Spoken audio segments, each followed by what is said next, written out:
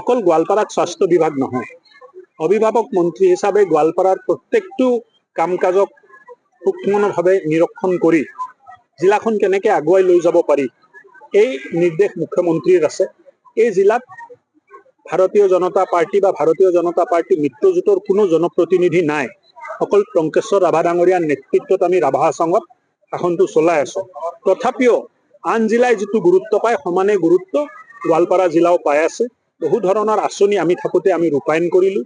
আপোনালোকে যদি চাই অংগনবাড়ী কেন্দ্ৰ প্ৰায় 80টা অংগনবাড়ী কেন্দ্ৰৰ ভিতৰত আজি 75টা ইনগ্ৰেশ্যন হ'ল। DC মহোদয়ে মোক জনালে যে 2টা আৰু যোৱাকালি সম্পূৰ্ণ হ'ল।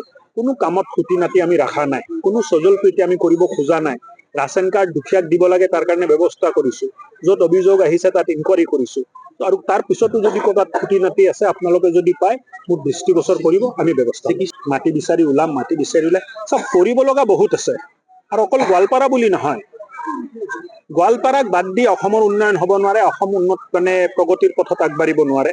অসমখনৰ উন্নয়নত গোৱালপাৰাৰো অৰিহণা থাকিব লাগিব। গোৱালপাৰা জিলাও সমানে আগবাঢ়িব লাগিব আৰু তাক আগুৱাই লৈ যোৱা যিটো দায়িত্ব মুখ্যমন্ত্ৰী ডাঙৰীয়াই মোক দিছে, মই সম্পূৰ্ণ সদিচ্ছাৰে এই কাম কৰি যাম।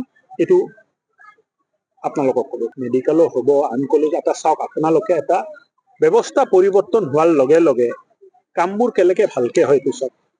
আজি গুৱাহাটীত বহুত পুৰণি কলেজ আছে, নাকে A+ গ্ৰেডিংটো দিয়া নাই, নাকে A+ গ্ৰেডিংটো দিয়া নাই। লোৱাৰ আছামত কেইখন কলেজ আছে A+ গ্ৰেডিং পোৱা আপোনালোকে চিন্তা কৰি চাওক। কিন্তু আমাৰ প্ৰচেষ্টাত, আমাৰ প্ৰিন্সিপাল ডক্টৰ বৰ্মনৰ প্ৰচেষ্টাত, চৰকাৰী প্ৰচেষ্টাত আজিতো গোৱালপাৰা কলেজে A+ গ্ৰেডিংটো পালে। এইটো সৰু কথা নহয়।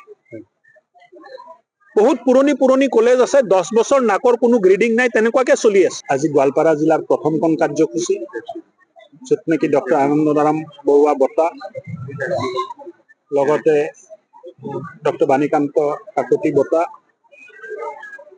প্ৰদান কৰা হ'ল। প্ৰায় 9,999 জন ছাত্ৰ ছাত্ৰীয়ে স্কুটি পালে, প্ৰায় 16,000-17,000 ছাত্ৰ ছাত্ৰীয়ে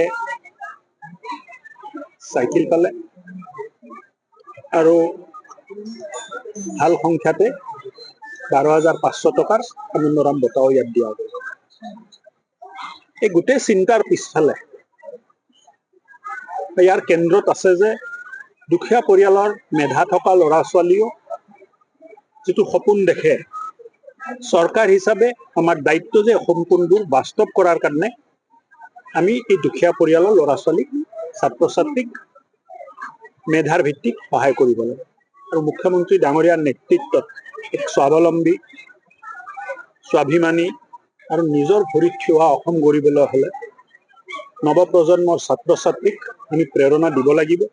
নৱপ্ৰজন্মৰ ছাত্ৰ ছাত্ৰীক আমি আগুৱাই লৈ যোৱাৰ কাৰণে তেখেতসকলৰ চেষ্টাত আমি অৰিহণা যোগাব লাগিব। আৰু এই ছাত্ৰ সমাজে অহা দিনবোৰত অসমক নেতৃত্ব দিব, অসমত হৈ তেখেতসকলে কাম কৰিব। নতুন কথা একো কোৱা নাই, যিটো দেখিছোঁ, যিটো পাইছোঁ এইটোৱে কৈছোঁ। আপোনালোকেও জানে যে এটা সময়ত চাকৰি বিক্ৰী হৈছিল, আনকি APSCটো চাকৰি বিক্ৰী কৰাৰ অভিযোগ মই দিয়া নাই, হাইকোৰ্টত ওলাইছে, তাৰ ওপৰত তদন্ত চলি আছে, বহুতখিনি ব্যৱস্থা লোৱা হৈছে। আজি ভাৰতীয় জনতা পাৰ্টিৰ নেতৃত্বত চলা ডক্টৰ হিমন্ত বিশ্ব চৰকাৰে নিকা ভাৱমূৰ্তিৰে চাকৰি দিয়া যিটো প্ৰক্ৰিয়া আৰম্ভ কৰিলে, আজি দুখীয়া ঘৰৰ ল'ৰা ছোৱালীও চাকৰি পাই আছে। আৰু এই দুখীয়া ঘৰৰ ল'ৰা ছোৱালীয়ে যিটো সপোন দেখিছিলে, সপোনবোৰ বাস্তৱ হৈছে। আৰু অহা দিনবোৰত এই দুখীয়া ঘৰৰ ল'ৰা ছোৱালীয়ে ভাল পঢ়া শুনা কৰি আগবাঢ়িব পাৰিব। এতিয়া তেখেতসকলৰ চিন্তা নাই যে মা দেউতাৰ পইচা নাই বুলি আমি চাকৰি নাপাম, ঘৰত নেতা পালি নেতা মন্ত্ৰী বিধায়ক নাই বুলি আমি চাকৰি নাপাম। এই চিন্তাৰ পৰা আঁতৰি তেখেতসকলে মেধাৰ ভিত্তিত যে চাকৰি পাম, তেখেতসকলৰ বিশ্বাস হৈছে। যোৱা 4 বছৰৰ কাৰ্যকালত এই কামখিনি আমি কৰি দেখুৱাব পাৰিছোঁ।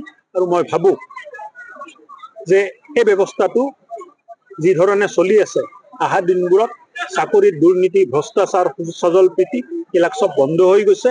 অহা দিনবোৰত ভাল চৰকাৰী বিষয়া আৰু কৰ্মচাৰী মেধাৰ ভিত্তিত আমি পাম বুলি লাহে লাহে আমি কৰি আছোঁ। আপোনালোকেও ইভিকশ্যন হোৱাটো বিচাৰিছে। অবৈধ বনাঞ্চল বেদখল হৈছে, এই বেদখল মুক্ত হ'ব লাগিব।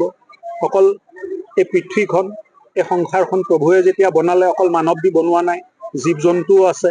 মানৱক যেনেকৈ থাকিবৰ কাৰণে জাগা লাগে, জীৱ জন্তুকো থাকিবৰ কাৰণে জাগা লাগে। আৰু এই জংঘলবোৰ বেদখল হলে এই মানুহখিনিয়ে হাতী হওক বেলেগ জীৱ জন্তু হওক তেখেতসকল নগৰীয় জীৱনত আহে, গাঁৱত আহে, খেতি পথাৰ নষ্ট হয়। তেখেতসকলে নিজৰ জেগাত থাকক, আমি নিজৰ জেগাত থাকিম, তাৰ কাৰণে এটা সামঞ্জস্য লাগিব। আৰু প্ৰকৃতিত এই সামঞ্জস্য নাথাকিলে মই ভাবো যে বিপদক আমি নিজে মাতি আনা